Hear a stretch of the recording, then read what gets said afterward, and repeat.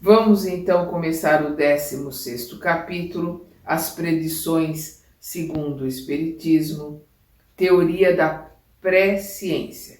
Vamos lembrando sempre que esse livro é um livro de teorias do Kardec, de pensamentos, de ideias do Kardec. E aqui nós vamos ver a teoria dele em relação à presciência. Como é possível o conhecimento do futuro?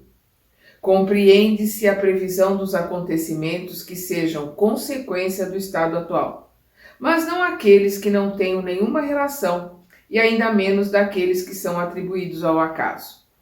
As coisas futuras não existem, estão ainda no nada. Então, como saber que elas sucederão? Os exemplos de predições realizadas são, entretanto, bastante numerosos, do que se deve concluir que aí se passa um fenômeno do qual não temos a chave, pois não há efeito sem causa. É esta a causa que vamos procurar encontrar, e é ainda o Espiritismo, ele próprio, a chave de tantos mistérios que nos fornecerá e que, além do mais, nos mostrará que o próprio fato das predições não se afasta das leis naturais. Tomemos como comparação um exemplo nas coisas usuais e que ajudará a fazer compreender o princípio que desenvolveremos. Suponhamos um homem colocado no alto de uma montanha, a observar a vasta extensão da planície. Nessa situação, quer dizer, lá no alto da montanha, o espaço de uma légua será pouca coisa para ele, e poderá facilmente abarcar num só golpe de vista todos os acidentes do terreno, desde o começo até o fim da estrada. O viajante que segue essa estrada pela primeira vez sabe que caminhando chegará ao fim dela. Eis aí uma previsão simples da consequência de sua marcha. Porém, os acidentes do terreno, as subidas e as descidas, os rios a vencer, os bosques a atravessar, os precipícios nos quais poderá cair, os salteadores escondidos para lhe saquear as bagagens, as casas hospitalares nas quais poderá repousar, tudo isso é independente de sua pessoa.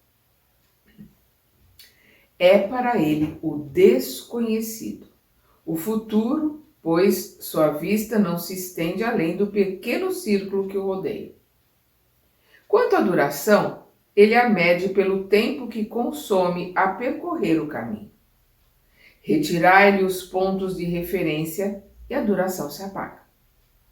Para o homem que está no alto da montanha e que acompanha a sua viagem, tudo isso é o presente. Suponhamos que o observador desça para perto do viajante e lhe diga, abre aspas, em tal momento encontrareis tal coisa, sereis atacado e socorrido, fecha aspas.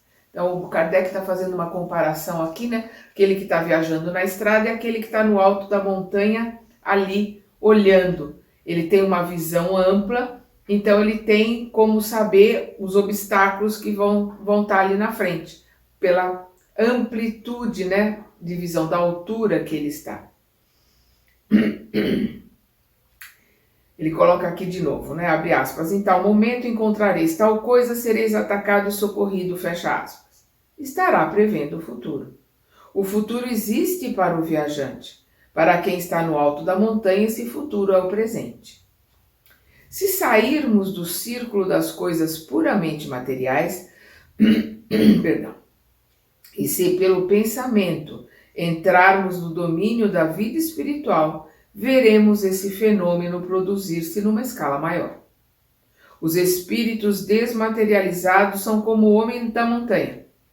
O espaço e a duração se apagam para eles, Que os espíritos elevados. Sempre quando Kardec está fazendo essas colocações, nós estamos pensando, analisando através dos espíritos elevados, o espírito elevado ao lado de um encarnado é como um encarnado que enxerga ao lado de um cego.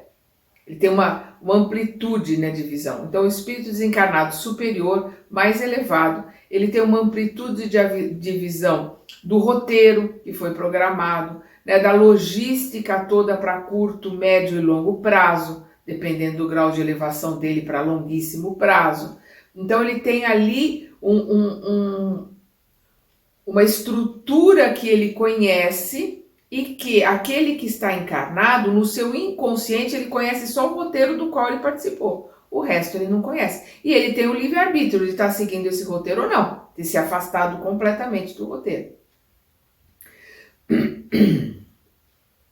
Mas a extensão e a penetração de suas vistas são proporcionais à sua purificação e à sua elevação na hierarquia espiritual.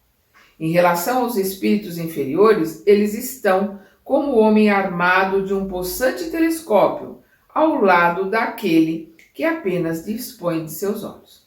A diferença de quem está olhando num telescópio pode ver a imensidão do espaço e aquele que com os olhos só vê o brilho ali dos astros maiores, da Lua e de Vênus, que é o brilho maior que a gente consegue ver a olho nu. Para estes últimos, aqueles que só dispõem dos olhos, a visão é circunscrita, não somente porque dificilmente poderão se afastar do globo aos quais estão presos, mas porque a materialidade de seus perispíritos veda as coisas afastadas, como faz a bruma para os olhos do corpo. Compreende-se que, segundo o grau de perfeição, um espírito possa abarcar um período de alguns anos, de alguns séculos e mesmo de diversos milhares de anos, pois o que é um século em presença do infinito, conforme a gradação e elevação desse espírito. Os acontecimentos não se desenrolam sucessivamente diante dele, como os incidentes da estrada para o viajante. Ele vê simultaneamente o começo e o fim do período. Todos os acontecimentos que durante tal período são o futuro para o homem na Terra, são o presente para ele. Terá ele, pois, a possibilidade de vir até nós e dizer com certeza: tal coisa sucederá em tal época, pois que ele vê essa coisa como o homem da montanha vê o que aguarda o viajante na estrada. Se ele não o faz, é porque o conhecimento do futuro será nocivo para o homem. Entravará seu livre-arbítrio. Isto é muito importante. Um espírito elevado jamais vai meter medo, jamais vai colocar alguma coisa para alguém que possa modificar o seu livre-arbítrio. Jamais vai impor ou dar conselhos. Os espíritos que impõem, os espíritos que dão colocações, que dão datas, são espíritos inferiores, normalmente obsessores, porque o obsessor impõe, o obsessor mete medo, o obsessor quer que aquele que ele está obsediando faça aquilo que ele quer. Os espíritos superiores argumentam e só dentro da nossa possibilidade de entendimento, dentro daquilo que for realmente importante para o nosso aprendizado e que não interfira no nosso livre-arbítrio. Porque eles sabem que não podem, não devem interferir no livre-arbítrio de ninguém. Porque Deus deu o livre-arbítrio e ele tem que ser respeitado.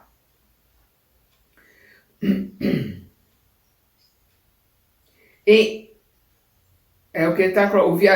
Se ele não o faz, é porque o conhecimento do futuro será nocivo para o homem. Entravará seu livre-arbítrio. Paralisará o homem em seu trabalho, que deve efetivar para seu progresso. O bem e o mal que espera, estando no desconhecido, são para ele a prova. Então, como estudante, a lição é dada, o professor que está ali vai dar a prova e ele não vai permitir que ninguém cole, que ninguém assopre para ele, porque ele precisa saber até onde o aluno conhece a matéria, para que ele possa realmente passá-lo de ano ou não. Se uma tal faculdade, mesmo restrita, pode estar entre os atributos da criatura, em que grau de poder não deve se elevar no Criador que abarca o infinito? Para ele o tempo não existe, para o Criador, o tempo não existe. Nós somos eternos, tudo é eterno. O tempo está limitado e circunscrito aqui ao nosso planeta. Então, para ele, o tempo não existe. O começo e o fim dos mundos são o presente. Nesse imenso panorama, o que é a duração da vida de um homem, de uma geração, de um povo, perante a eternidade, o que são 80, 90, 100 anos, que é o que nós podemos viver? O que é uma geração de, às vezes, 300, 400, 500, no máximo aí, as gerações que duraram muito, poucas chegaram ao milênio, a maioria não chegou a isso. Então, não é nada perto da eternidade. É isso que nós precisamos entender. As teorias, as colocações que o Kardec faz aqui são muito interessantes. Entretanto, como o homem deve concorrer para o progresso geral e que certos sucessos devam resultar de sua cooperação, pode ser útil em casos especiais que ele seja informado a respeito de tais sucessos, a fim de que prepare os caminhos e se conserve pronto a agir quando vier o momento. É por isso que Deus permite por vezes que uma ponta do véu seja levantada. Porém, será sempre com uma finalidade útil e jamais para satisfazer uma vã curiosidade. Portanto, essa missão não pode ser dada a todos os espíritos, pois entre esses há os que não conhecem melhor o futuro que os próprios homens, mas sim há alguns espíritos suficientemente avançados para tal. Perdão. Ora, é de notar-se que essas espécies de revelações são sempre feitas espontaneamente e jamais, ou pelo menos raramente, em resposta a uma pergunta direta. Esta missão pode igualmente ser entregue a certos homens e eis de que maneira. Esta missão pode igualmente ser entregue a certos homens e eis de que maneira. Aquele a quem é confiado o cuidado de revelar uma coisa escondida pode receber a sua revelia, a inspiração dos espíritos que a conhecem, e então ele a transmite maquinalmente, sem se aperceber do que faz.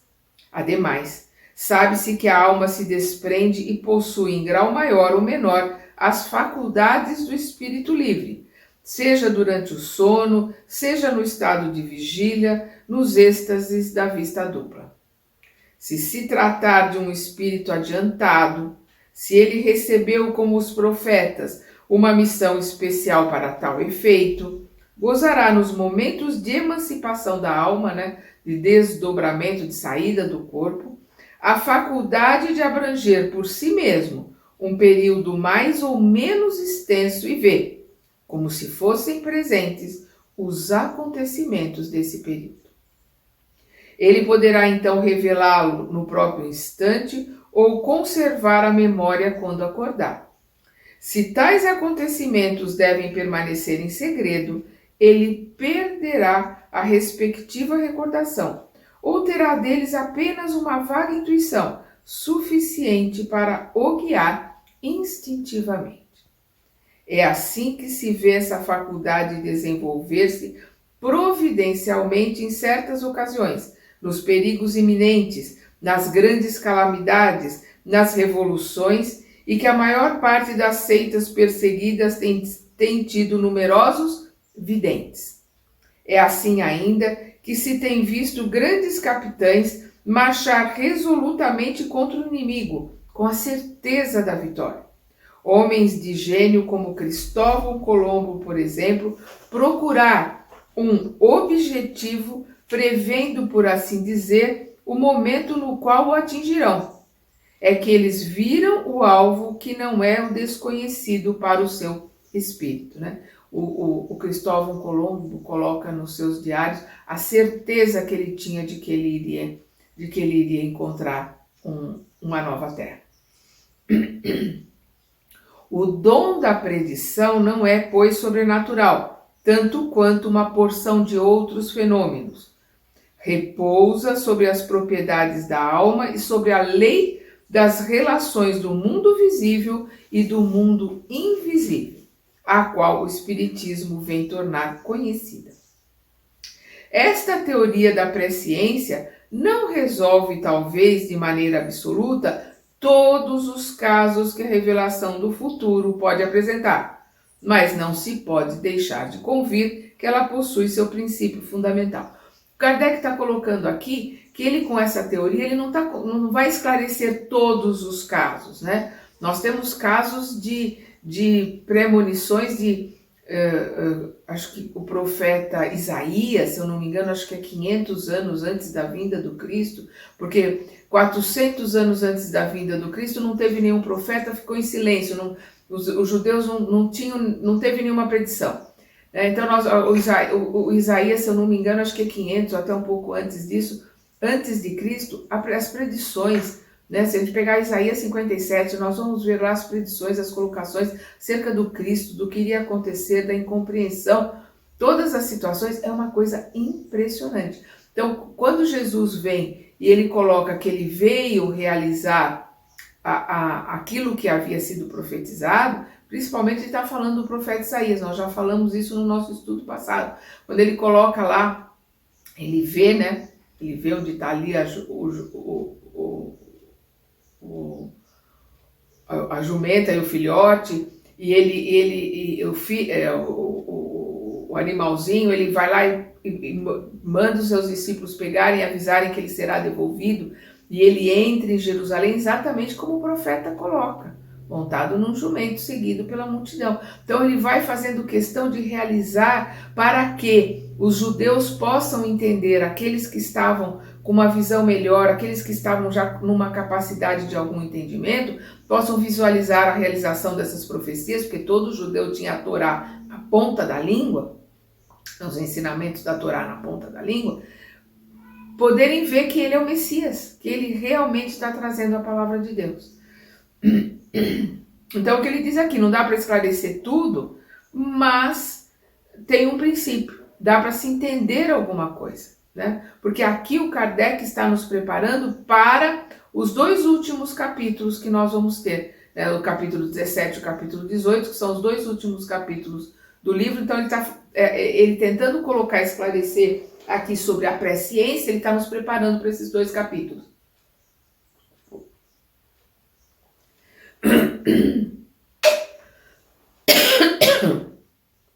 Frequentemente, as pessoas dotadas da faculdade de prever no estado estático ou sonambúlico, né, estado de transe, veem os acontecimentos se desenharem como num quadro. Isso poderia também se explicar pela fotografia do pensamento.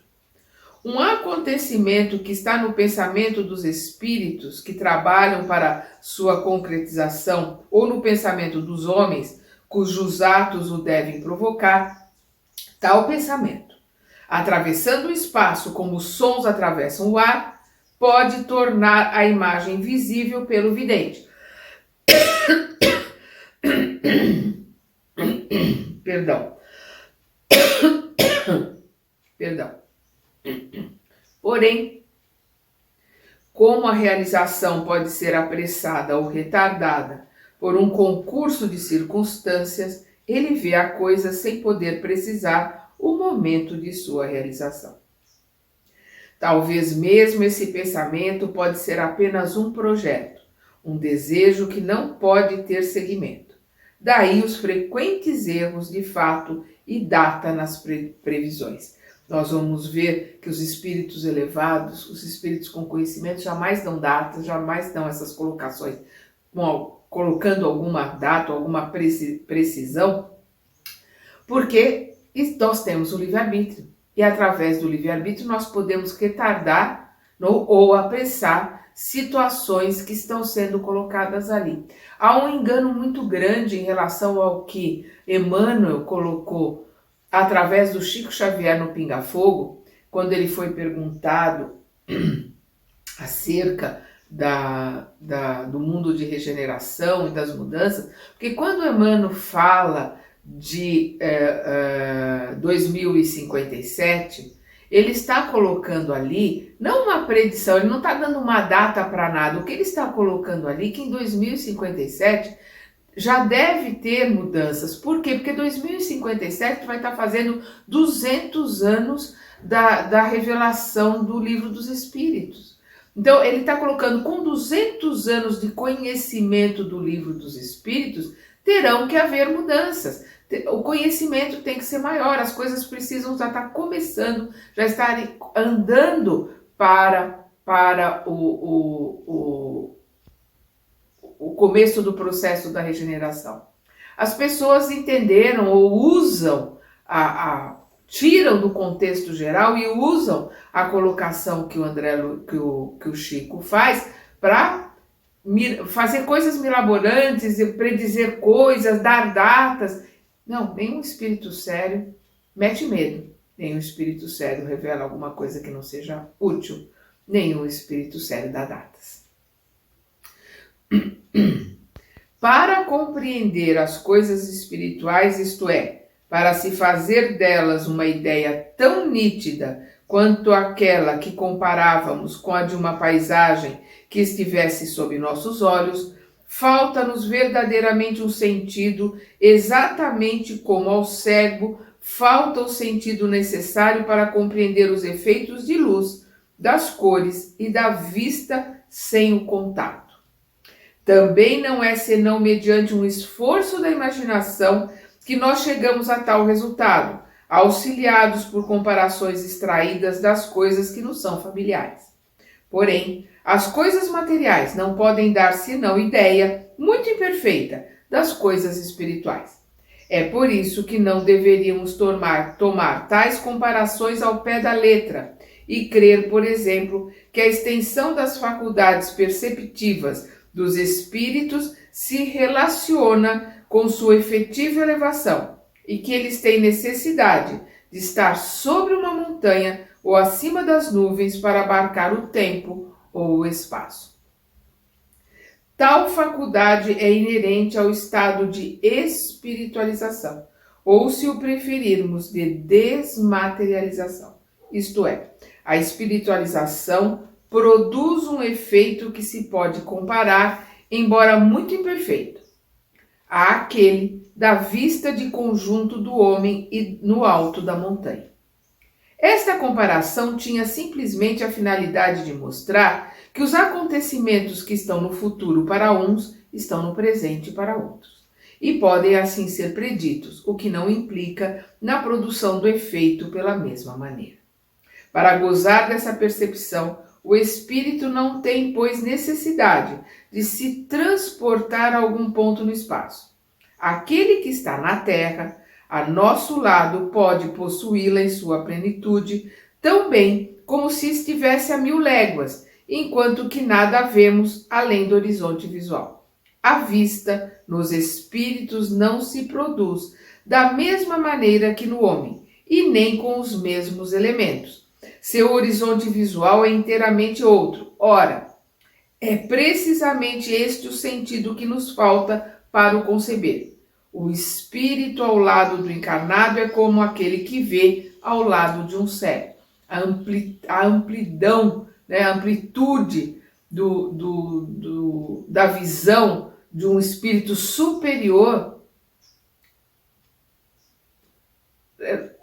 em termos de comparação, é como o espírito superior com a sua visão ao nosso lado, nós somos cegos, porque nós estamos limitados pelos sentidos, nós encarnados, né, limitados pelos sentidos do corpo, embotados, obliterados pela ilusão. Então nós somos completamente cegos, enquanto que o espírito superior tem uma visão ampliada, vasta, acerca de uma série de coisas. Então ele tem condições de intuir, né? Às vezes de ajudar naquilo que for importante, naquilo que for útil para a missão daquele espírito que ele está ajudando, ou para a comunidade, para a maioria. Jamais, em tempo algum, por curiosidade ou para a vaidade, o ego, né, do médium ou do espírito que está ali se colocando.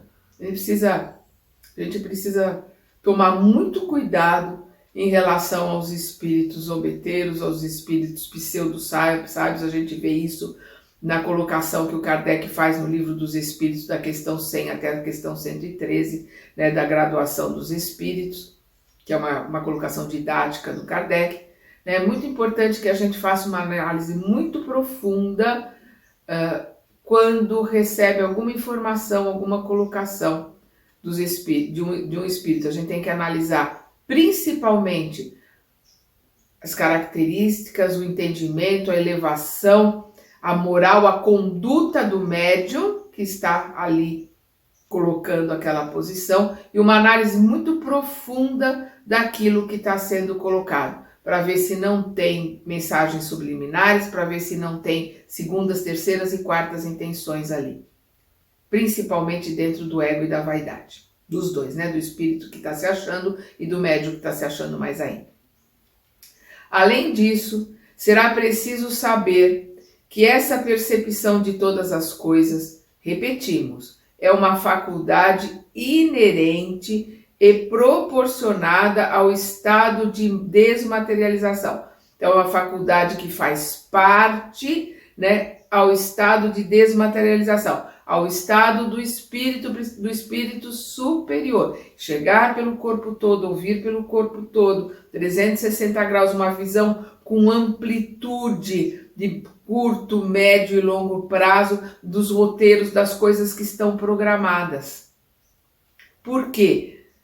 Porque se você tem uma missão, vamos pensar aqui no Kardec. O Kardec tinha uma missão, ele tinha um livre-arbítrio, ele podia deixar de realizar a missão dele. Deus iria ficar à mercê da sua criatura? Jamais, em tempo algum. Ele tem ali plano B e plano C.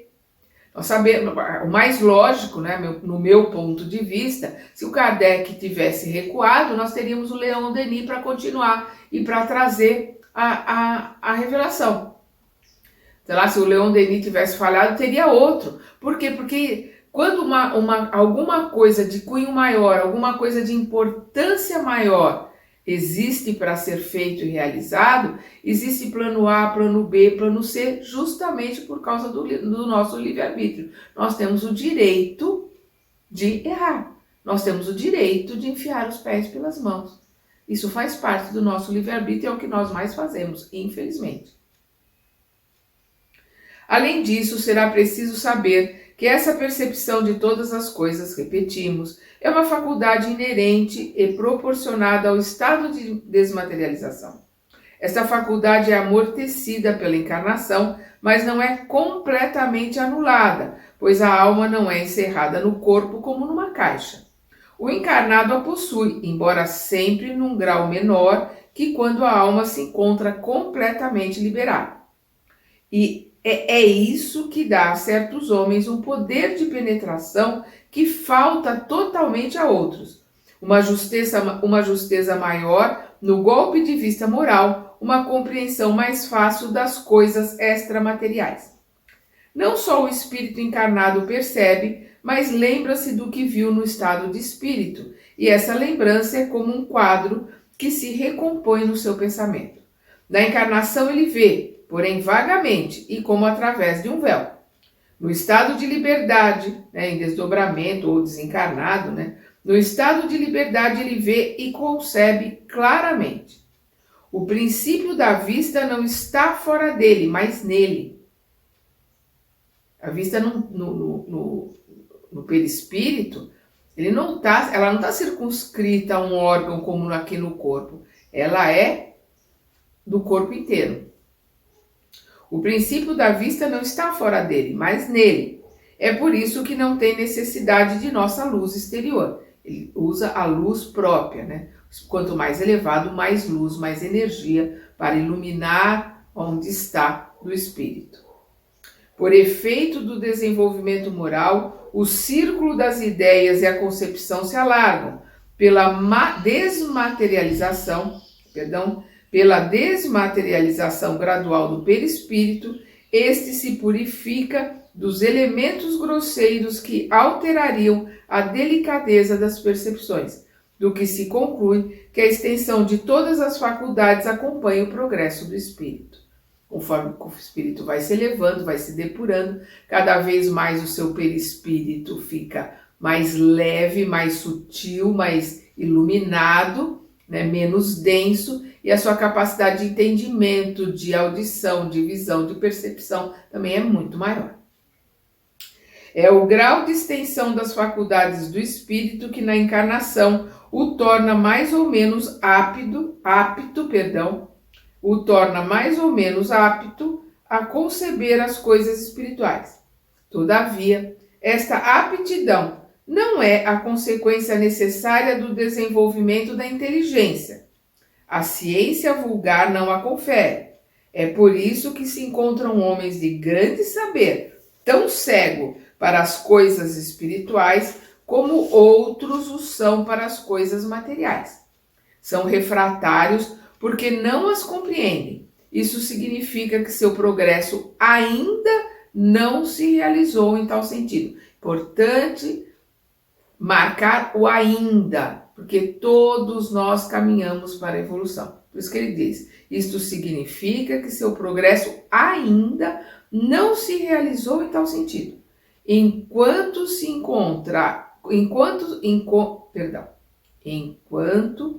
encontram pessoas de instrução e inteligência vulgares, medianos, do vulgo, da média, dominando tais assuntos com a maior facilidade, prova que antecipadamente tinham a intuição delas.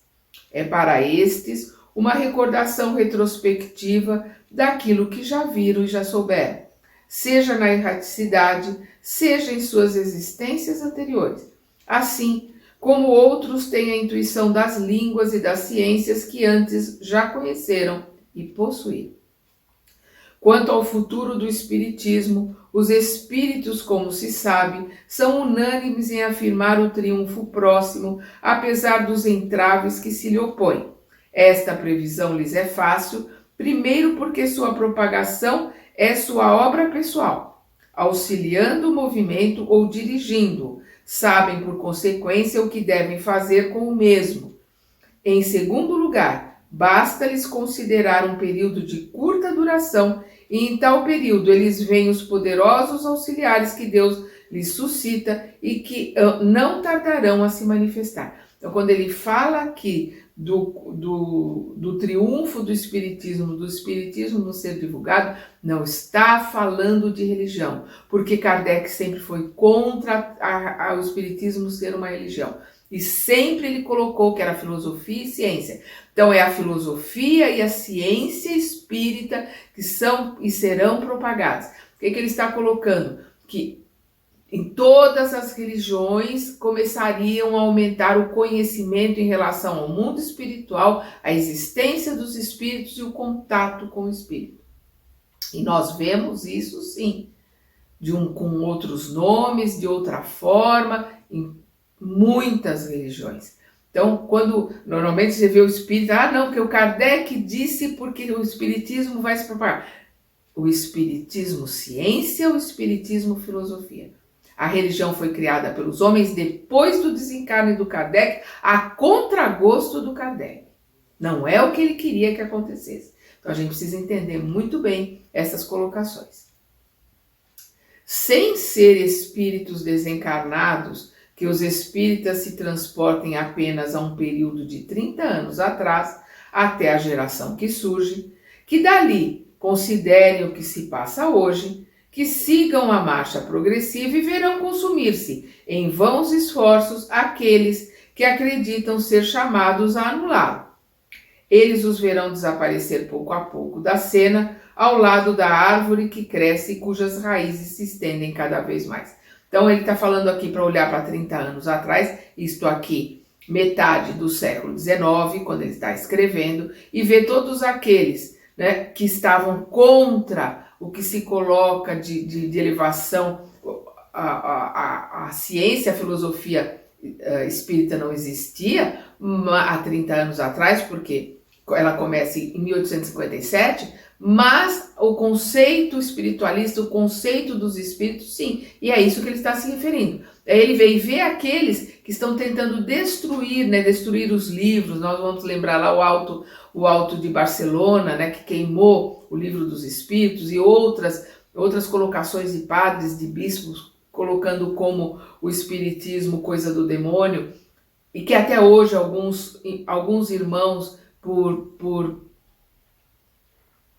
um erro, por desconhecimento ainda colocam que isto eles não conseguiram impedir a propagação desse conhecimento, da filosofia e da ciência, da doutrina espírita. Não tem nada a ver com a religião. Doutrina são os ensinamentos que o Kardec trouxe dentro de ciência e filosofia. Os acontecimentos vulgares da vida privada são frequentemente a consequência da maneira de agir de cada um. Aquele será bem-sucedido segundo suas capacidades, sua habilidade, sua perseverança, sua prudência e sua energia, em assuntos nos quais outro malogrará por sua insuficiência. De modo que se pode dizer que cada um é o arquiteto do seu próprio futuro, o qual não está jamais submetido a uma cega fatalidade independentemente da pessoa. Conhecendo o caráter de um indivíduo, facilmente se lhe pode predizer a sorte que o espera no caminho a que se lhe aplica. Os sucessos que dizem respeito aos interesses gerais da humanidade são regulados pela providência, com P maiúsculo, né? Providência divina. Quando uma coisa está nos desígnios de Deus, ele deve realizar-se de qualquer modo, seja por um meio, seja por outro. Os homens concorrem para a sua realização, porém, ninguém é indispensável. De outro modo, o próprio Deus estaria à mercê de suas criaturas. Tá? Nós comentamos aqui. Se aquele a quem incumbe a missão de executar a tarefa se omitir, um outro será encarregado de sua realização. Falamos sobre isso. Não há missão fatal. O homem é sempre livre de preencher aquela que lhe é confiada e que ele voluntariamente aceitou. Voluntariamente aceitou. As missões são aceitas, jamais imposta. O que é imposto é expiação. Provas, missões, provas mais difíceis são escolhas nossas. Por isso que ele coloca aqui. Perdão. O homem é sempre livre de preencher aquela que lhe é confiada, né, a missão que lhe é confiada e que ele voluntariamente aceitou. Se ele não o faz, perde o respectivo benefício e assume as responsabilidades das derrotas que possam ser o resultado de sua negligência ou de sua má vontade. Se ele se tornar um obstáculo à sua realização, Deus pode quebrá-lo com um sopro. Pura e simplesmente retira da cena. O resultado final de um acontecimento pode, pois, ser certo, porque está incluído nos desígnios de Deus. Porém, como na maior parte dos casos, os detalhes e o modo da execução são subordinados às circunstâncias e ao livre-arbítrio dos homens. As vias e meios podem ser eventuais. Os espíritos podem nos revelar o conjunto se for de utilidade que sejamos prevenidos. Mas, para precisar o lugar e a data, seria necessário que eles conhecessem antecipadamente a determinação que tal ou qual indivíduo tomará. Ora, se tal deliberação ainda não está em seu pensamento, conforme ela seja, poderá acelerar ou retardar o desenvolvimento do caso, modificar os meios secundários de ação, tudo atingindo o mesmo resultado. É assim, por exemplo, que os espíritos podem, pelo conjunto das circunstâncias, prever que uma guerra esteja mais ou menos próxima. Nós temos no canal, nós estudando o livro A Caminho da Luz. O livro foi escrito em 1935, 1937, 36, e fugiu, mas foi antes da Segunda Guerra, e ali o Emmanuel está colocando da iminência de uma grande conflagração. Ele está olhando do alto hoje, a gente olhando a história, a gente vê que as coisas estavam todas caminhando para a guerra que começaria em 39. Então aqui, é assim, por exemplo, que os espíritos podem, pelo conjunto das circunstâncias, prever que uma guerra esteja mais ou menos próxima, que é inevitável, sem poder predizer o dia em que ela começará, nem os incidentes de pormenores que podem ser modificados pela vontade dos homens. Para a fixação da época dos acontecimentos futuros, será preciso, além do mais, dar-se conta de uma circunstância inerente à própria natureza dos espíritos. O tempo, da mesma forma que o espaço, não pode ser avaliado senão com o auxílio de pontos de comparação ou de reparo, que o dividem em períodos que possam ser contados. Sobre a Terra, a divisão natural do tempo em dias e anos é marcada pelo nascimento e o ocaso do Sol, e pela duração do movimento de translação da Terra. As unidades de medida do tempo devem variar segundo os mundos, pois que os períodos astronômicos são diferentes. É assim, por exemplo, que em Júpiter os dias equivalem a 10 de nossas horas e os anos a quase 12 anos terrestres. Há, pois, para cada mundo uma maneira diferente de computar-se a duração, conforme a natureza das revoluções siderais que aí se realizam. Já isso apresentaria uma dificuldade para a determinação de nossas datas por espíritos que não conhecessem nosso mundo. Porém, fora do mundo, tais meios de apreciação não existem. Para um espírito no espaço não há nem nascimento nem ocaso do Sol, na marcação dos dias, nem revolução periódica marcando anos. Para ele não há senão a duração e o espaço infinitos.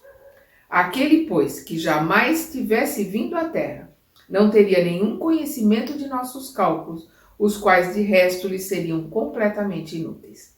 Há mais. Aquele que nunca se tivesse encarnado em outro mundo, não teria nenhuma noção das frações da duração do tempo.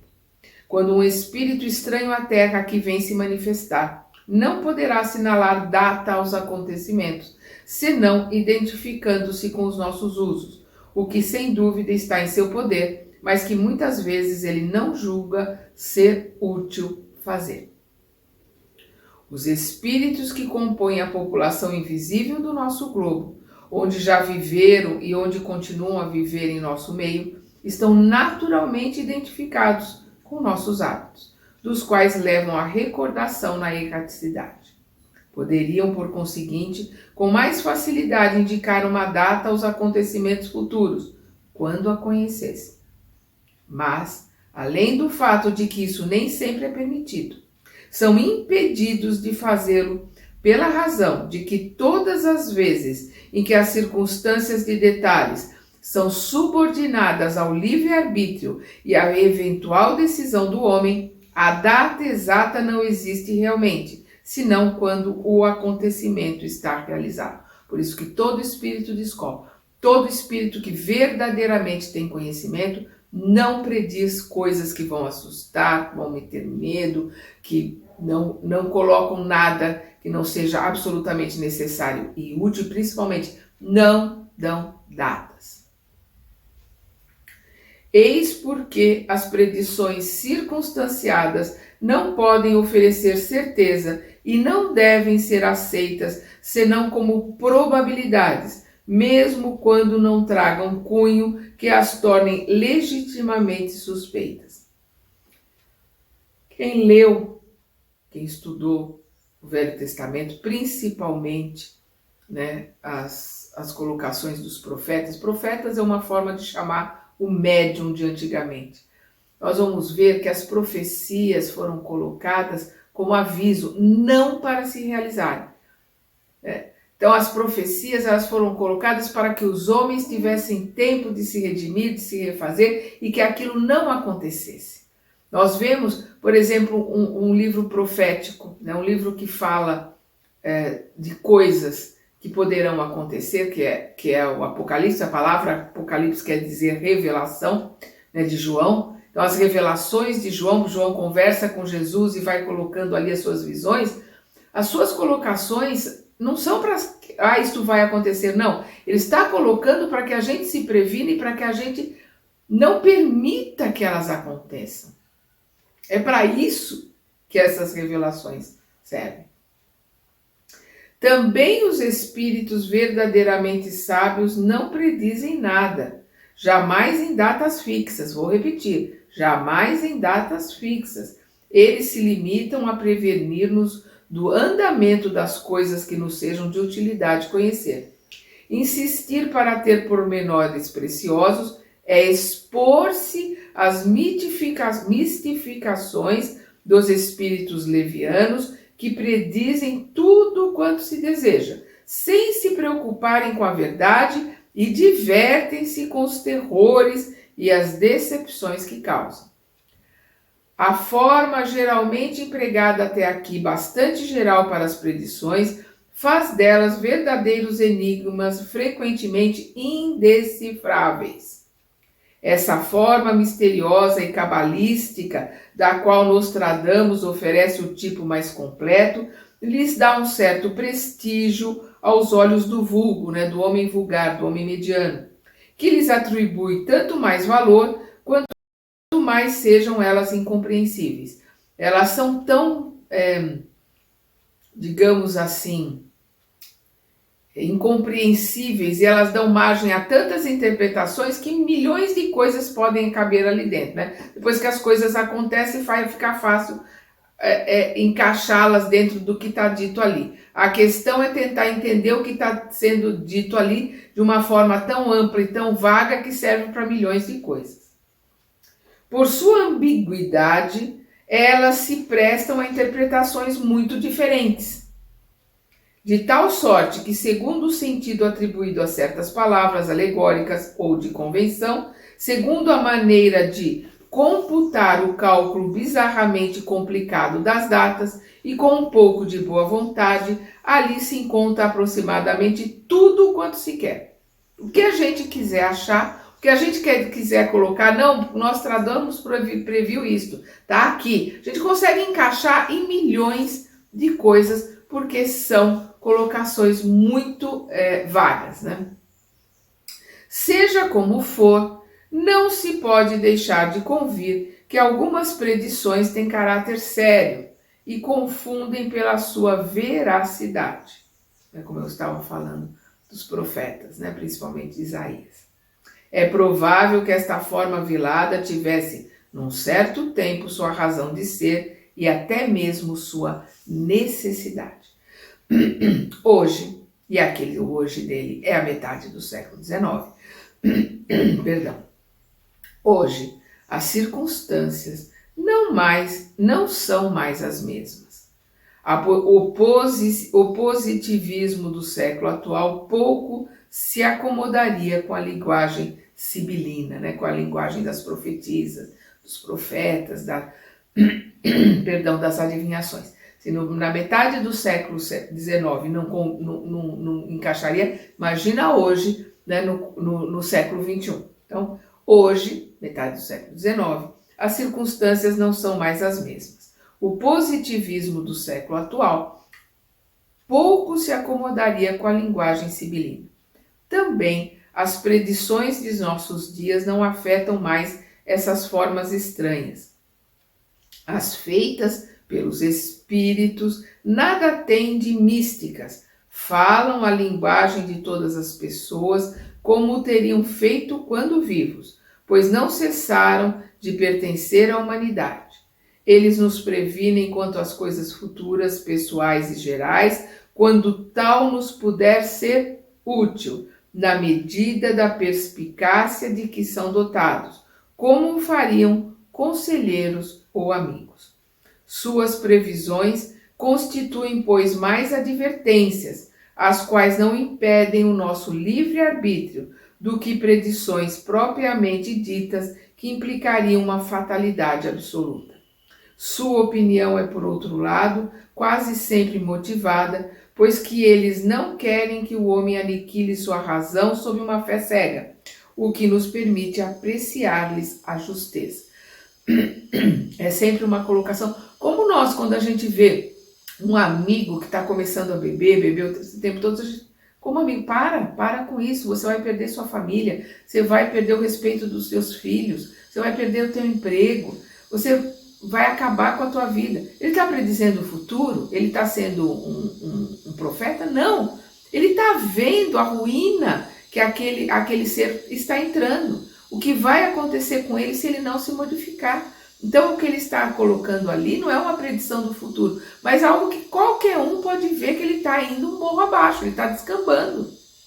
Então, ele está querendo ajudar. E os espíritos fazem isso conosco também, né? Principalmente em desdobramento, né? Quando nós estamos fora do corpo, na erraticidade, no mundo espiritual, conversando com nossos mentores, com a nossa família espiritual, enquanto o nosso corpo descansa. A humanidade contemporânea tem também os seus profetas. Mais de um escritor, poeta, literato, historiador ou filósofo tem pressentido em seus escritos a marcha futura das coisas que vemos realizar-se hoje. Esta aptidão se relaciona frequentemente, sem dúvida, com a retidão de julgamento que deduz as consequências lógicas do presente, mas frequentemente também ela é o resultado de uma clarividência inconsciente ou de uma inspiração estranha. O que os homens fazem enquanto vivem são razão mais forte. O que os homens fazem enquanto vivem com razão mais forte podem fazer e com mais exatidão em seu estado de espíritos, quando a vista espiritual não é obscurecida pela matéria. Então, tudo aquilo que nós fazemos, né, aqui, encarnados, faremos 1000 vezes melhor, né, fora da matéria, desencarnados, né, com a capacidade de visão, audição, percepção, conhecimento muito maior, principalmente os espíritos elevados. No nosso próximo estudo, nós vamos para o penúltimo capítulo do livro Predições do Evangelho. Até lá!